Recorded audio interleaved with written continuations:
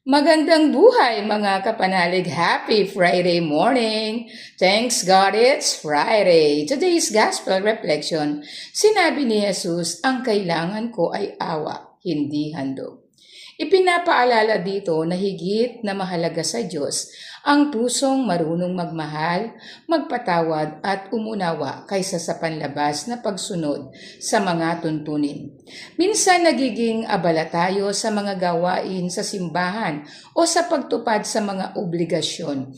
Ngunit nakakalimutan nating magpakita ng malasakit sa ating kapwa.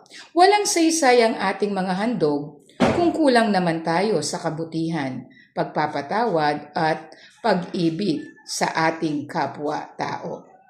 Inaanyayahan tayo ni Jesus na maging maawain tulad ng Ama, dahil ang tunay na pagsamba ay hindi makikita sa ating pakikitungo sa iba.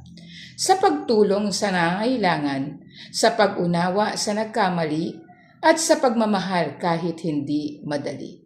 Idalangin nawa natin sa Diyos na turuan tayong maging maawain.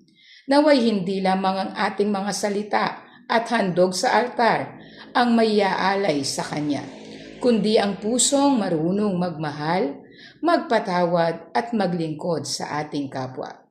Dahil sa bandang huli, mga kapanalig, ang nakikita pa rin ng Diyos ay ang mga taong may pusong marunong umunawa at magmahal, dahil ito ang pinakamagandang handog na maiaalay natin sa Diyos. Amen.